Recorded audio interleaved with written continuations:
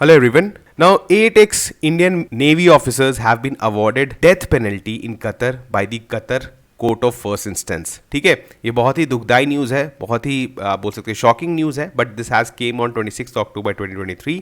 और इसके पीछे क्या है reasons? Although ministry of external affairs has not cleared a lot of things about this case. उन्होंने बोला है कि उन्हें खुद अभी जो है बहुत इंफॉर्मेशन नहीं है कि क्या रीज़न है डेथ पेनल्टी अवॉर्ड करने का. सो अभी जब भी ऑफिशियल इंफॉर्मेशन आता है तो उस पर हम लोग जो है फिर एक वीडियो बनाएंगे. नाउ प्राइमरी क्या है, प्राइमा फेसी जो इसका केस है उसको हम लोग इस वीडियो में एनालाइज करने वाले हैं. Now you are watching the YouTube channel of Edukemy. My name is Anshuman and today we are going to cover a very important news. Now if you want to access all the free resources given by Edukemy, all you need to do is scan this QR. And if you like this video, please hit the like button and you can subscribe to the channel.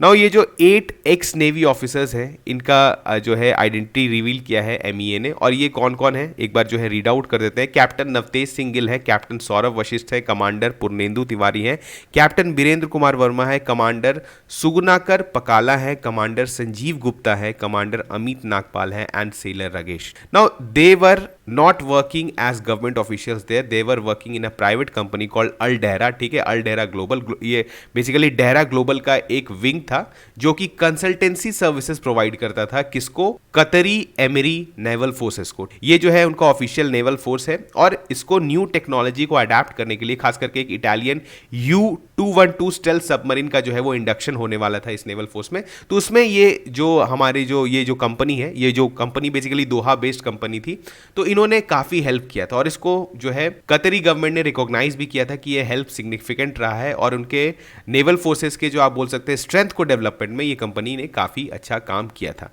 तो they were working on private capacity. ठीक है, वहां पर किसी भी तरह से government को रिप्रेजेंट नहीं कर रहे थे, देवर प्राइवेट एम्प्लॉयज.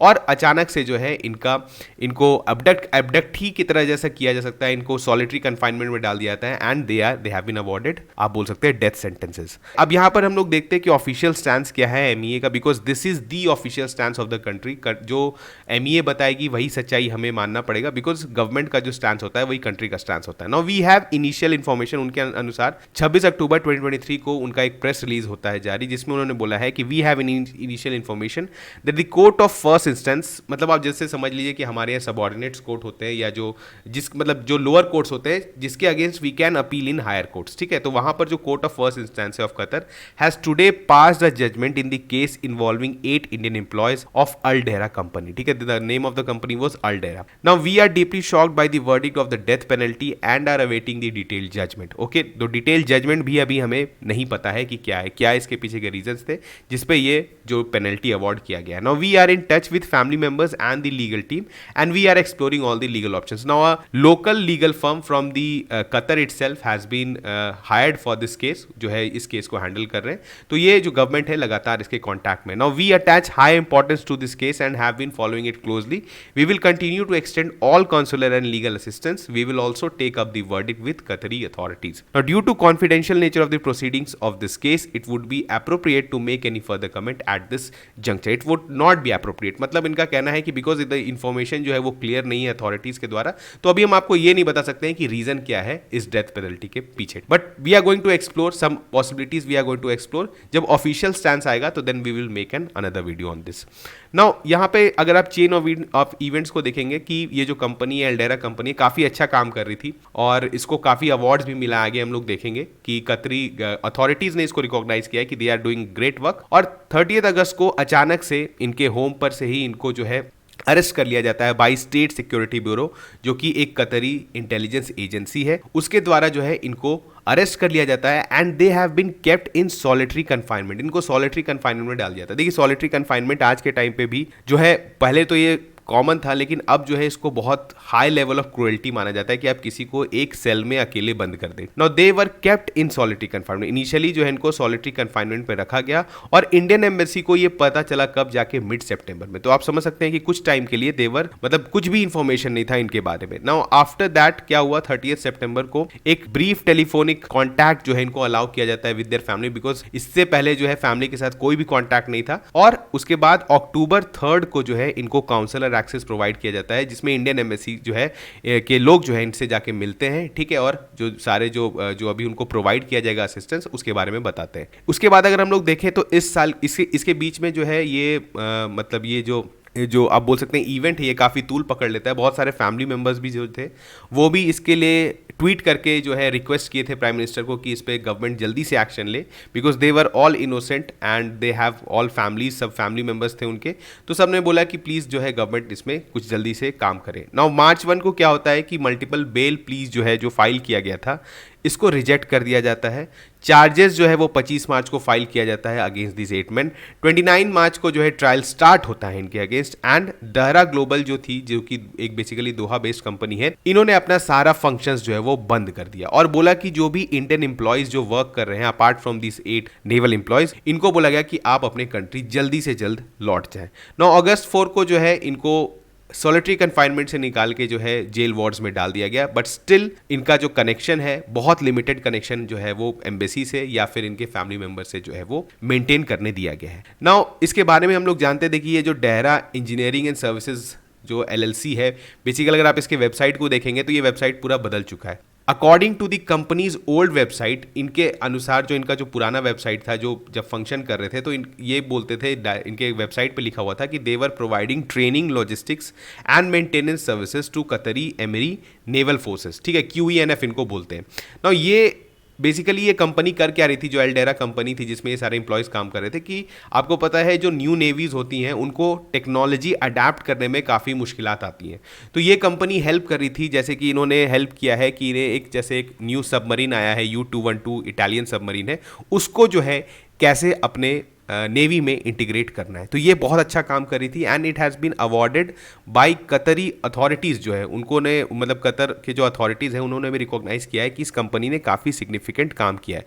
नाउ इस कंपनी के जो CEO हैं that is basically Omani national, जिनका नाम है खमिश अल अजमी। ये एक रिटायर्ड स्क्वाड्रन लीडर है रॉयल ओमान एयरफोर्स के। नाउ इनके द्वारा है ये कंपनी चलाई गई थी, और इनका जो ये विंग है अल डेहरा, जो कि ये सर्विसेज प्रोवाइड कर रही थी कतरी नेवल फोर्सेस को, ये बहुत ही इनका प्रॉफिटेबल विंग था, इससे इन्होंने काफी पैसा कमाया है और इनके पास मल्टीपल कॉन्ट्रैक्ट्स थे। बोला जा रहा है कि 2029 तक ये पूरी तरह से मतलब इनको कतर के अलावा भी बाकी कंपनीज, जो आप बोल सकते हैं बाकी कंट्रीज के द्वारा जो है इनको बहुत सारा कॉन्ट्रैक्ट्स मिल रहा था, because they were doing good work. तो यहां पर क्या होता है कि जब इनका अरेस्ट होता है उसके बाद ये जो CEO हैं ये भी आते हैं छुड़वाने के लिए यहाँ पर कि अपने इंप्लॉयज को, तो इनको भी अरेस्ट कर लिया जाता है, लेकिन इनको कुछ टाइम के बाद छोड़ दिया जाता है। तो करेंटली क्या है कि दी अल डेहरा विंग जो है, जो डेहरा ग्लोबल का एक विंग था, वो अब फंक्शन नहीं कर रहा है। नाउ ये जो हमने बोला कि one of the man is commander Purnendu Tiwari, ये रिटायर्ड है, who was the managing director of the company, और इनको पिछले 2019 में जो है इनको प्रवासी भारतीय सम्मान से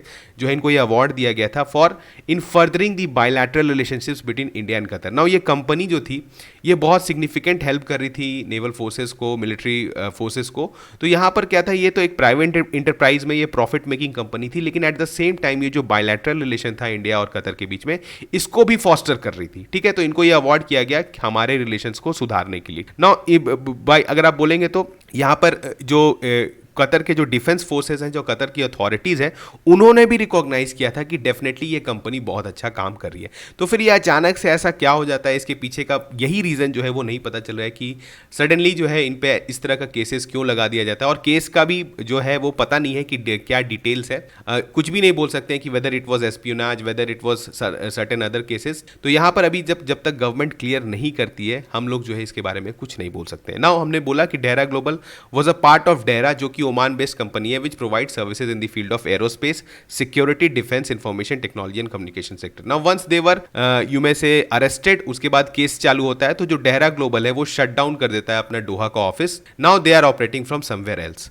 इसके बाद देखिए जो न्यूज़ आर्टिकल्स को पढ़ के समझ में आता है कि इसके पीछे जो है कुछ सारे रीजंस हो सकते हैं, ठीक है। इसमें जैसे एक रीजन बोला जा रहा है कि जो कॉर्पोरेट राइवलरी हो सकता है, बिकॉज कॉर्पोरेट राइवलरी का क्या मतलब हुआ कि जैसे ये जो कंपनी थी it was making huge profits, वहाँ पर काफ़ी अच्छा काम कर रही थी, प्रॉफिट्स बना रही थी, तो अब हो सकता है कि कोई जो उनके जो बोल सकते हैं कॉम्पिटिटर हो, वो इस तरह के कुछ रॉन्ग इन्फॉर्मेशन गवर्नमेंट को पहुंचा के जो है उनको यहाँ पर उनके सबोटाज कर दिया है उनके एक्टिविटीज़ को, ठीक है। तो ये भी एक रीज़न बोला जा रहा है। इसके अलावा जो है बोला जा रहा है कि ये एक इसमें आईएसआई का भी हाथ हो सकता है, बिकॉज एक एडवांस सर्विसेज एंड मेंटेनेंस करके एक कंपनी है, अब इसका ओरिजिन क्या है ये नहीं पता है, that has taken over the Dehra global assets. ठीक है, ये जो है डेहरा ग्लोबल के जो एसेट्स थे उसको ये टेक ओवर कर लिए, और इसको जो है आप बोल सकते हैं कि इसको सारे फंक्शंस अभी दे दिए गए। पता नहीं है कि वो जो मतलब जो काम डेहरा ग्लोबल कर रही थी विद दी नेवल फोर्सेस वो दिया गया है या नहीं दिया, लेकिन बहुत सारे फंक्शंस जो है ये ऑपरेट करी, and this has somewhere link with the Pakistan intelligence,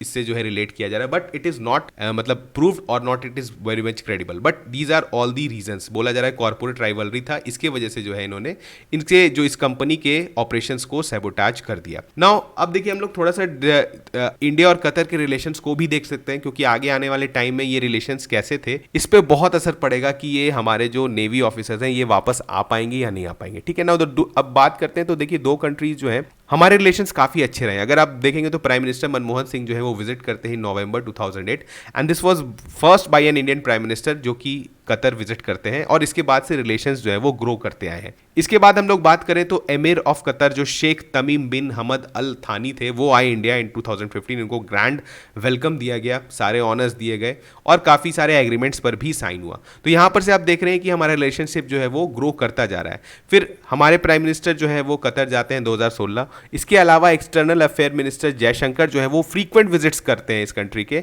और इससे पहले जो है लेट सुषमा स्वराज जो है वो भी फॉरेन मिनिस्टर के जानिब से जो है वो कतर विजिट करते हैं 2018। तो यहाँ पर आप देख रहे हैं कि फ्रीक्वेंट हाई ऑफिशियल विजिट्स हो रहे हैं। तो इसके बाद अचानक से इस तरह के जो ये सब चीज आ जाता है तो ये बहुत ही सरप्राइजिंग है, और आगे आने वाले टाइम में देखना पड़ेगा कि इंडिया का कितना क्लाउट है या रिलेशंस का कितना ग्रेविटी है कि हम लोग अपने सारे नेवी ऑफिशियल्स को सही सलामत इंडिया वापस ले आ पाए। नाउ अगर हम लोग ट्रेड की बात कर लें, ट्रेड की भी बात कर लेते हैं, तो बायलैटरल ट्रेड जो है वो करीबन $15 बिलियन का है। ये कम नहीं है, बहुत ज़्यादा ट्रेड होता है, और इसमें मोस्टली जो है we are importing LNG and LPG exports from Qatar. तो यहाँ पर जो है इनका जो गैस इंपोर्ट हम लोग कर रहे हैं। इसके अलावा आपको पता है कि there are lot of defence ties also going on, क्योंकि आपने देखा कि ये जो एल्डेरा कंपनी थी this was helping the naval forces. तो कहीं ना कहीं जो है कतरी गवर्नमेंट को जो है वो विश्वास था इंडियन गवर्नमेंट में कि they will support in their military and naval forces development. ठीक है, इसी कारण जो है इन बहुत सारे जॉइंट एक्सरसाइजेस भी करते हैं। ठीक है, और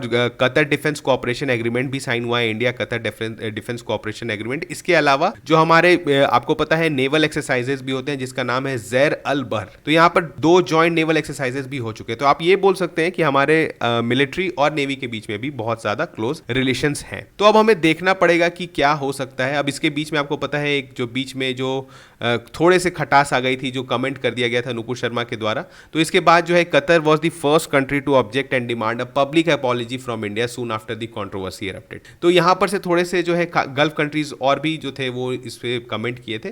तो मे भी हो सकता है कि ये सारे रीजन जो है थोड़े से खटास डाल दिए हैं इंडिया एंड कतर के रिलेशंस में। हालांकि इंडिया में जो है आपको पता है कि इंडिया के जो अगर हम लोग बात करें वहां पर तो करीबन 8 लाख लोग जो है वो काम करते हैं। Now this is a huge amount of people, और ये जो है रेमिटेंसेस भेजते हैं, मतलब हाईएस्ट रेमिटेंस हम लोग जो है कतर से हम ही लोग रिसीव करते हैं बाकी कंट्रीज के रिस्पेक्ट में देखें। ऑब्वियसली मैक्सिमम गल्फ कंट्रीज में जो है यही सीन है। तो अगर इतने ज्यादा इंडियंस वहां पर हैं तो हमारा स्टेक्स बहुत ज्यादा है। ठीक है, अगर रिलेशंस में कुछ खटास आती है तो यहां पर हमें एक आप बोल सकते हैं माइग्रेशन प्रॉब्लम भी स्टार्ट हो सकता है और एम्प्लॉयमेंट प्रॉब्लम भी स्टार्ट हो सकता है। तो हमें जो है इसे क्लोजली वॉच करना पड़ेगा ना। इसके अलावा अगर हम देखें तो कतर गवर्नमेंट का इस तरह का मूव कि अचानक से आप डेथ पेनल्टी दे दें, this is not good, because they are opening their economy. वो अपनी इकॉनमी को ओपन कर रहे हैं, चाह रहे हैं कि ग्लोबल कंपनीज आए, इन्वेस्ट करें, वहां पर इन्वेस्टमेंट आए। एट द सेम टाइम उनका राइवलरी जो है वो यूएई के साथ है, बिकॉज यूएई जो है वो इस मॉडल में काफी सक्सेसफुल रहा है। मैंने आपको ऑलरेडी पिछले लेक्चर्स में भी डिस्कस किया था कि how Saudi is emulating the model of UAE. तो कतर भी जो है वो यूएई के मॉडल पे चलना चाहता है, इन्वेस्टमेंट्स खोलना चाहता है, कंपनीज आना चाहते हैं, मतलब लोगों को बुला रहा है। तो उस केस में अगर आप इस तरह के डिसीजंस देते हैं तो फॉरेन नेशनल्स डर जाएंगे और वो कभी भी इस तरह की कंट्री में नहीं जाना चाहेंगे जहां पर इस तरह का लॉज है कि आपको विदाउट एनी यू में से काउंसलर एक्सेस या विदाउट एनी ट्रांसपेरेंसी आपको डेथ पेनल्टी सुना दिया जाए।